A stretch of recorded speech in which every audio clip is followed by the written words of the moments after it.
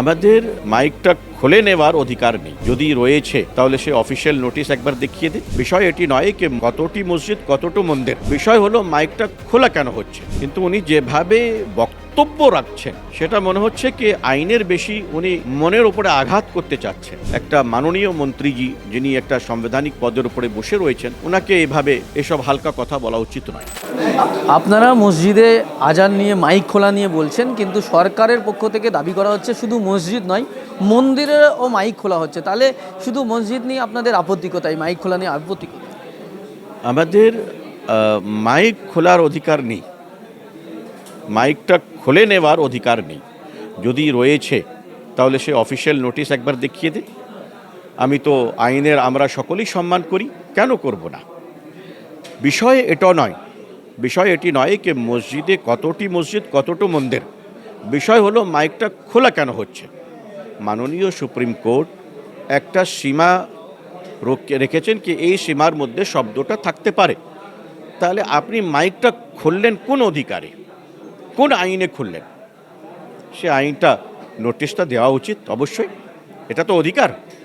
তো সেটা না দিয়ে যদি খোলা হচ্ছে তা আমি এটাকে বেআইনি মনে করি।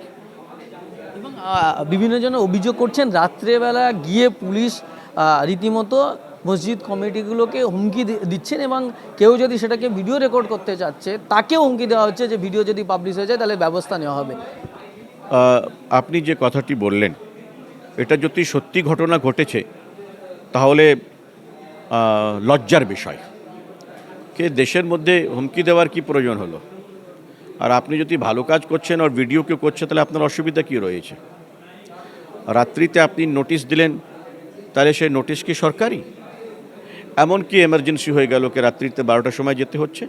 আপনি সে কাজ সকালে সবারই সামনে করতে পারেন। আইন অনুযায়ী করুন, অবশ্যই সম্মান হবে। আপনি একটা সাদা কাগজে ফর্ম দিয়ে দিলেন কি এটা ভরে দাও, তো ওটা কেন ভরা হবে? এ দেশ বেআইনি? এই দেশ তো একটা আইনের সঙ্গে চলে।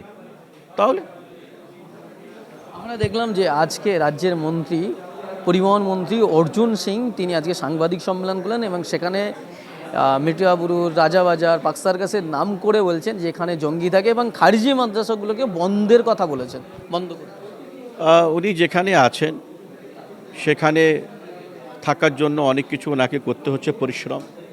এর আগে যেখানে ছিলেন সেখানে টুপি পরে ইফতার করতেন, নামাজের সঙ্গে যুক্ত থাকতেন, ভালো করে পেট ভরে ভরে ইফতার খেতেন। এখন কি জানি কি অসুবিধা হয়ে গেছে কে এসব কথা বলছে। যা হোক, আমি এসবকে ভুল মনে করি। আর এসব একটা ব্রাড কনস্পিরেসি। একটা মাননীয় মন্ত্রীজি যিনি একটা সাংবিধানিক পদের উপরে বসে রয়েছেন, ওনাকে এভাবে এসব হালকা কথা বলা উচিত নয়। একটা বিষয় যেটা দেখা যাচ্ছে, রাজ্যের মুখ্যমন্ত্রী তিনি বলেছেন যে আমি গোহত্যা বন্ধ করেছি, গোমাতা সম্মান রক্ষা করেছি, ওবিসি বন্ধ করে দিয়েছি, রাস্তায় নামাজ পড়া বন্ধ করেছি, আমার এখনও দুটো কাজ বাকি আছে, সেটা দুটো কাজ আমি করব। সেটা হচ্ছে ধর্মান্তকরণ অর্থাৎ লাভ জিহাদ, আর একটা উনি বলেছেন ল্যান্ড জিহাদের কথা। এই দুটো আইন আনবেন তিনি বলছেন। দেখুন, সরকার আইন তো আনতে পারে, কিন্তু উনি যেভাবে বক্তব্য রাখছেন সেটা মনে হচ্ছে কি আইনের বেশি উনি মনের উপরে আঘাত করতে চাচ্ছেন। ল্যান্ড জিহাদটা কি? হোয়াট ইজ এ জিহাদ? মাননীয় মুখ্যমন্ত্রীর একটা পুরনো ভিডিও দেখছিলাম আমি। উনি বললেন ভারতের স্বাধীনতার জন্য সবথেকে বেশি মাদ্রাসা জিহাদ করেছে তার দারুল উলুম দেওবন্দ। তো আপনি জিহাদ বলে একটা পবিত্র শব্দকে এভাবে বলছেন ল্যান্ড জিহাদ? কি ল্যান্ড জিহাদ আছে? কাকে বলে ল্যান্ড জিহাদ? এখানে একসঙ্গে মানুষ থাকে, আমি বিক্রি করলে আপনি কেনেন, আপনি বিক্রি করলে আমি কেনেন, এসব কি রয়েছে? এসব কথা অবশ্যই দেশের সমস্যাটা অনেক বেড়ে গিয়েছে। স্পেশালি ইকোনমিক্যাল কন্ডিশন খুবই খারাপ আছে, আর যুবকরা জেগে উঠছে। তো এই বিষয়টি এদিকে ওদিকে করার জন্য অনেক কিছু খোঁজাখুঁজি হচ্ছে। সম্প্রতি নেতাজি সুভাষচন্দ্র বসু, যাকে নিয়ে বিজেপি আরএসএসের নেতারা প্রতিনিয়ত একেবারে খুব খারাপ মন্তব্য করছেন, এই নিয়ে রীতিমতো সোশ্যাল মিডিয়ায় চর্চা হয়েছে। এবং দেখা যাচ্ছে যে শুধু তাই নয়, খারাপ মন্তব্য করা নয়, গতকালকে নেতাজির মূর্তি পর্যন্ত ভাঙা হয়েছে। যিনি একজন স্বাধীনতা সংগ্রামী, কাকে এইভাবে অপমান করা হচ্ছে?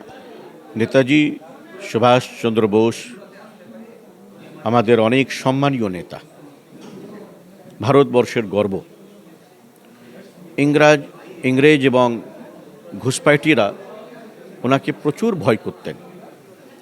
নেতাজি একটা বিপ্লবী ক্রান্তিকারী নেতা, যিনি আজাদ হিন্দ ফৌজ তৈরি করে আমাদের দেশকে সম্মান দিলেন।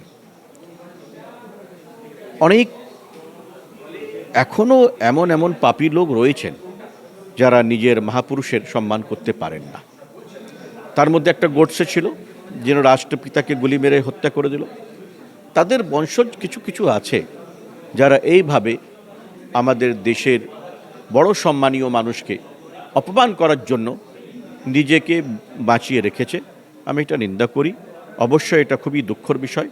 নেতাজি একটা সম্মানীয় আছেন, উনি থাকবেন, ভারতবর্ষের প্রত্যেক মানুষের মনের এবং হৃদয়ে আছেন উনি।